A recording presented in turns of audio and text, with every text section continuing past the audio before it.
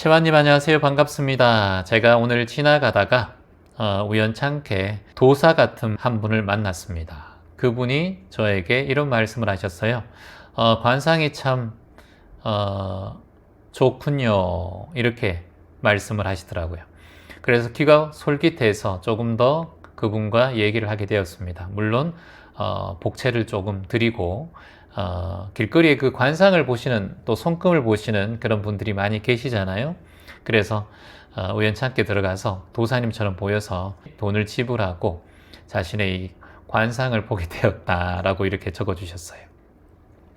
그런데 제 말년운이 좀 좋지 않고 처음에 봤을 때는 관상이 좋았는데 조목조목 보니까 손금까지 보니까 좀 걱정되는 부분을 말씀해 주셨습니다. 건강운이나 미래운에 대해서 그렇게 말씀해 주길래 처음에는 호기심으로 봤다가 3일 동안 그분의 말씀이 뇌리에서 스쳐 지나가지가 않습니다. 그냥 잊고 싶고 그거 보지 말 걸 괜히 마음속에 찝찝하게 남아있네 라는 생각이 들었습니다. 평상시에 이런 데 관심은 별로 없었지만 그날 우연찮게 들어간 관상을 보는 한 분의 말씀에 제 하루하루가 부담과 걱정 속에 있는 것 같습니다.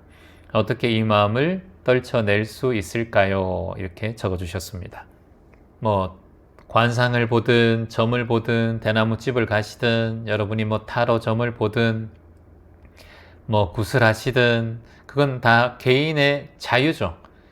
누구나 개인의 자유이기 때문에 할 수 있고 그리고 또 그게 법적으로 문제가 되는 게 없잖아요. 그래서 자유롭게 하시면 되는데 이제 이런 경우는 좀 마음이 불편함이 있을 수 있어요. 내가 계속 집에 와서도 그분의 말씀에 의지가 되고 그리고 그분의 말이 자꾸 내 삶에 흔들림을 준다라고 느껴질 때는 조금 고민을 해봐야 합니다. 내가 함부로 이런 역술이나 손금이나 관상 같은 걸 보러 가면 안 되겠다라는 걸 이번에 한번 깨달으신 거죠. 물론 재미로 본다 하면 재미로 그 본 것을 잊어버려야죠. 근데 본인은 처음엔 재미로 봤다가 그것이 하루하루 이틀 삼일 계속해서 그분의 말과 그분의 말씀하신 것이 내 미래에 영향을 주고 있다는 거예요. 이런 경우는 본인이 이런 걸 보면 내가 마음에 영향을 받는 사람이구나 이걸 조금 알아차릴 필요가 있어요. 그래서 다음에는 가능하면 그런 곳에 가지 않는 것이 좋죠. 그게 참 중요한 거예요. 원래 수행자에게는 항상 자기가 그것을 지키지 못할 때는 그곳에 안 가는 것이 좋습니다. 술을 좋아하는 수행자면 술집 근처를 안 가면 되고요. 내가 담배를 예전에 피웠던 업이 있는 수행자면 담배를 사지 않으면 되고요. 그리고 남에 대한 험담을 주로 하는 그런 내가 업이 있다면 남에 대한 얘기를 아예 안 하면 됩니다. 내가 화가 많은 그런 수행자라면 화를 내든가 화가 났을 때 본인이 큰 참여를 해야 됩니다. 300배를 한다든가 1000배를 한다든가 또는 하루를 굶는다든가 이틀을 굶는다든가 이런 식으로 자신에게 뭔가 가혹한 어떤 벌을 주셔야 되는데 그게 보통 하지 않죠. 자신에 대해서 또 그럴 수 있지 이렇게 생각하고 그걸 흘려보냅니다. 그래서 내가 그 일을 뭔가 반복했을 때 내가 그 일을 계속해서 반복하는 원인을 차단하는 것이 본인이 꼭 해야 될 일인데 그 선택은 내가 하는 것이고 벌도 내가 줄 수 있기 때문에 내가 그것을 정당화하고 내가 그것을 벌을 주지 않고 참여하지 않으면 또 다음에 그런 행동을 나도 모르게 무의식적으로 합니다. 무의식적으로. 그러니까 내가 무의식적으로 그런 행동을 하지 않게끔 어떠한 내가 실수를 하고 어떠한 잘못을 했을 때 그것에 대해서 다시 하지 않겠다라고 스스로가 참회해야 합니다. 이 참회라는 말 자체는 내가 그것을 진심으로 뉘우치고 다시는 그 일을 반복하지 않겠다라고 하는 것이 참회예요. 그냥 뉘우치는 것은 참회가 아닙니다. 그 일을 다시 반복하지 않겠다라고 마음 내는 것이 참회라는 것이에요. 자, 조금 전에 관상을 보셨다고 하는데 이 관상이라는 것은 이제 그분은 어떻게 보셨는지 모르겠지만 얼굴을 보면서 우리가 관상 본다 그러는데 관상은 얼굴을 보는 게 관상이 아닙니다. 얼굴을 보는 거는 인상을 보는 거고 또는 면상을 본다고 할 수 있어요. 손금을 보는 것은 수상을 본다고 할 수 있고 몸을 보면은 신상을 본다고 해요. 이 사람의 몸의 흐름, 몸의 기운 또는 몸의 자세 이런 걸 보면 신상을 본다 또는 몸상을 본다 얘기예요. 족상도 있고 수상도 있고 그러면 관상이라는 무엇인가? 여러분 재미로 한번 알고 계시면 좋겠죠? 관상이라는 것은 이 주변 전체 내 얼굴뿐만 아니라 내 몸상, 수상, 족상 이 주변 전체 나에게 느껴지는 모든 것을 다 아울러 보는 것을 관상학이라고 해요. 원래는. 그래서 지금 얼굴만 봤을 때 어땠다? 당신은 뭐 한다? 보통 얼굴에서 이렇게 3등분으로 나누잖아요. 이마, 그리고 중간 코, 그리고 마지막에 입, 턱 부분. 이마가 초년운이라고 하고, 그리고 이제 보통 이 중간 부분을 중년운, 그리고 세 번째 입 부분, 턱 부분을 말년운이라고 해요. 그래서 초년, 중년, 말년운을 잘 균형이 잡혀 있는지 그런 거 보죠. 얼굴에 비해서 코가 큰가, 눈이 좀 작은가, 입술은 어떤가, 귀는 어떤가, 눈빛은 어떤가. 가장 중요한 것은 80%가 여러분 눈에서 나옵니다. 눈에 여러분 상이라고 볼 수 있어요. 그만큼 이 눈이란 게 사람의 마음의 창이라는 거예요.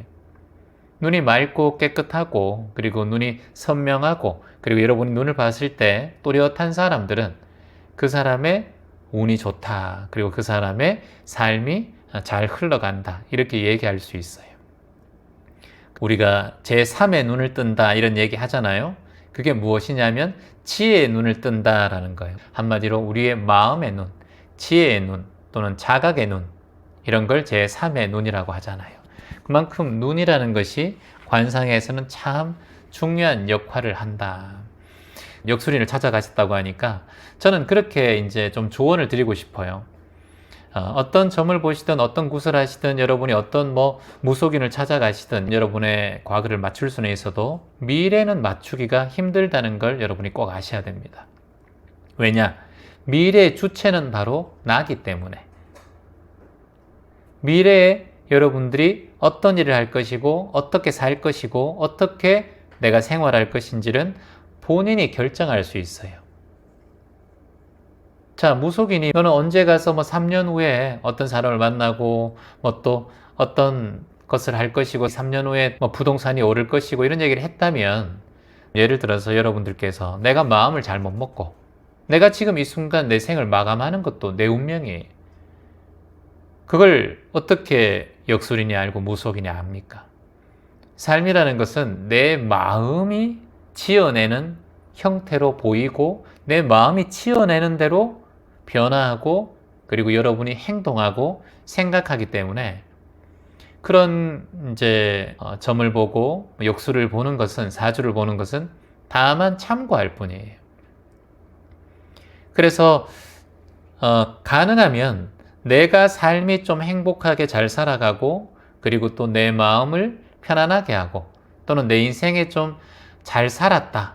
내 인생이 지금까지 살아오면 잘 살았다라고 말할 수 있는 그런 마음가짐은 또는 몸의 가짐 또는 이 혀의 가짐이라고 해요. 이 세 가지 가짐인데 첫 번째 몸의 가짐, 두 번째 혀의 가짐, 세 번째 마음의 가짐.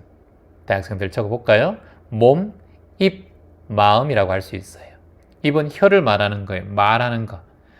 그래서 여러분이 어떠한 소리를 듣든 여러분의 인생이 어떻다고 하든가 그렇게 하면 복이 들어오고 어떻게 하면 당신의 노년이 잘 풀리고 관상은 어떻고 손금이 어떻고 수명은 어떻고 이렇게 자꾸 얘기를 한다면 그런 이야기를 참고만 할 뿐 중심적으로 생각해야 되는 핵심적인 주제는 여러분이 만들어갈 수 있어요. 이 세 가지가 핵심적인 내용이에요. 몸가짐, 입가짐, 그리고 마음가짐. 여러분 적어볼까요? 십선도 또는 선업도라고 하기도 하는데 그냥 짧게 십선도라고 표현해요. 여기서 이제 선이라는 것은 뒤에 업이라는 게 표현돼요. 십선업도라고 표현할 수 있어요. 이게 뭐냐면 선업을 짓는 길로 인해서 내가 사람에게 또는 환경에게 세월 속에서 행복하고 감사한 복을 불러들이는 10가지의 길이라고 할 수 있어요. 이걸 잘 지켜가면 여러분이 관상에 좋지 않든 또는 인연관계 주변에 사람들이 나를 미워하든 또는 어떤 안 좋은 어떤 상황이 생기든 저는 어떠한 상황에도 행복의 길, 복을 받는 길로 흘러갈 수 있다라고 저는 주장하는 바입니다. 자, 그 10가지를 한번 여러분과 공부를 해보죠. 자, 첫 번째, 몸가짐이 4개고요. 그리고 입가짐, 요게 3개고요. 그리고 마지막으로 마음가짐이 3개입니다. 그래서 4, 3, 3이라고 할 수 있어요. 첫 번째, 몸가짐. 1번은 남을 살리는 일을 해라 라는 거예요. 남을 살리는 일을 해라. 요게 뭐예요? 불교에서 말하면 방생 같은 일도 됩니다. 물고기를 풀어준다든가, 자라를 풀어준다든가, 또는 나무를 심는다든가, 생물들을 살린다든가. 이런 게 남을 살리는 일이라고 할 수 있어요. 그러니까 사람이 죽어가는 사람을 살리는 것, 죽어가는 생물을 살리는 것. 이런 걸 우리가 남을 살리는 일이라고 합니다. 요거를 복을 짓는 일의 첫 번째로 두고 있어요. 제가 어제도 말씀드렸지만 나무를 심는 것은 수없이 많은 생물을 살리고 지구를 살리고 인간을 살리는 일이라고 말씀드렸습니다. 두 번째, 남을 돕는 일을 하라. 이게 봉사입니다. 남을 돕는 일을 하라. 남을 돕는 일을 하라. 이게 봉사라고 할 수 있어요. 여러분이 어떠한 봉사도 괜찮겠죠. 엘리베이터 타면서 짧게 엘리베이터를 잡아주는 봉사, 집에서 뜨개질을 해가지고 수세미를 만들어서 또 남들에게 기부하는 거, 이런 거 다, 쓰레기 줍는 거 다 봉사라고 할 수 있습니다. 자, 세 번째 몸가짐, 깨끗한 생활을 하라입니다. 자신을 청정하게 잘 가꾸고 수행정진을 통해서 내 몸을 깨끗이 하고 절수행이나 또는 스트레칭이나 운동을 통해서 내 몸을 건강하게 잘 유지시키는 것, 또는 남을 때리지 않고 남에게 험한 짓을 하지 않는 것, 이 모든 것을 깨끗한 생활을 해라 라는 것에 포함될 수 있어요. 이게 몸가짐의 세 번째라고 할 수 있습니다. 자, 그러면 십선도의 네 번째 몸가짐은 성실한 생활을 하랍니다. 요게 팔정도에서는 정정진이죠. 정정진. 성실한 정진을 하라. 요건 부지런하라. 게으르지 마라. 그리고 나약한 마음을 가지지 말고 언제나 부지런하고 꾸준한 정진을 해나가는 삶을 하면 우리에게는 항상 행복과 복이 찾아올 수밖에 없다. 요 네 가지의 몸가짐을 가장 십선도의 앞쪽에 두었어요. 자, 그 다음에는 우리가 입에 대한 가짐은 어떻게 해야 되는지 세 가지를 말씀드리겠습니다. 자, 입가짐 3개, 5번째죠. 바른 말을 하여라. 요걸 팔정도에서는 뭐라고 합니까? 정어라고 합니다. 바른 말. 이게 긍정적인 말, 감사한 말, 밝은 말, 그리고 또 배려하는 말, 따뜻한 말, 이런 말들을 다 정어, 바른 말을 해라. 자, 입가짐 2번째, 화합할 수 있는 말을 해라입니다. 화합할 수 있는 말은 뭔가요? 남에게 배려하는 말이에요. 사람들의 대화를 할 때 들어주고, 그리고 서로 극을 나누고 양극단을 치우치지 않는 말, 화합할 수 있는 말, 서로를 존중할 수 있는 말, 그런 말을 해야 한다. 그것이 바로 입가짐의 2번째입니다. 그리고 입가짐의 3번째는 착한 말을 하여라 했습니다. 착한 말은 남에 대한 험담을 하지 않는 거죠.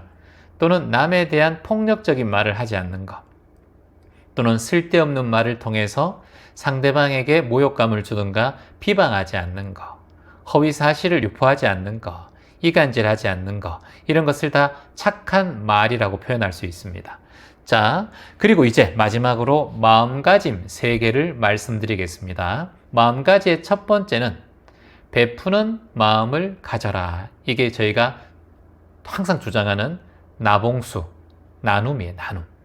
나누는 마음을 매 순간 가져라. 베푸는 마음을 가져라. 그리고 마음가짐 두 번째, 즐거운 마음을 가져라입니다. 중요하죠. 살면서 슬퍼하는 마음을 계속 가지면 그 삶은 우울해지죠. 그러니까 작은 것에 즐거움을 찾고 항상 즐겁고 감사한 마음을 가지는 것, 그게 중요하다. 그래서 두 번째 마음가짐은 즐거운 마음을 가져라. 이제 세 번째 마음가짐은 슬기로운 마음을 가져라. 여기는 슬기라는 것은 지혜로운 마음을 가져라. 이게 즉 마음 공부 수행을 얘기합니다. 그래서 이 10선도에 들어가 있는 대부분이 나눔과 봉사 수행, 나봉수 수행 정진에 다 들어가는 얘기입니다. 다시 한번 정리하자면 첫 번째, 남을 살리는 일을 해라. 두 번째, 남을 돕는 일을 해라. 세 번째, 깨끗한 생활을 해라. 네 번째, 성실한 생활을 해라. 다섯 번째, 바른 말을 하고, 여섯 번째, 화합할 수 있는 말을 하고, 일곱 번째, 착한 말을 하고, 여덟 번째, 베푸는 마음을 내고, 아홉 번째, 즐거운 마음을 가지고, 열 번째, 지혜로운, 슬기로운 마음을 가진다. 요게 우리에게 행복과 복을 부르고 미래를 창조하고 삶의 희망을 만드는 말씀이라고 할 수 있습니다. 그래서 어디 가서 관상 좋다, 복을 많이 받겠다, 그리고 제사 지내면, 천도제 지내면 조상의 복을 많이 받는다, 이런 얘기는 믿으시는 분들은 믿으셔도 상관없고요. 저는 개인적으로는 그런 것보다 지금 말씀드린 것처럼 마음을 닦는 이 10가지의 길, 뭐라고요? 마음을 닦는 10가지의 길. 마음을 닦는 10가지의 길. 왜냐? 마음이 세상을 창조하니까. 나의 미래를 창조하니까. 그래서 이 10가지의 10선도를 잘 닦아간다면 내 몸에 선업이 쌓여서 10길 물속에 숨어도 또는 1000길 낭떠러지 밑에 꼭꼭 숨어도 그 복과 공덕은 여러분 삶 속에 찾아올 거라고 생각합니다. 고맙습니다.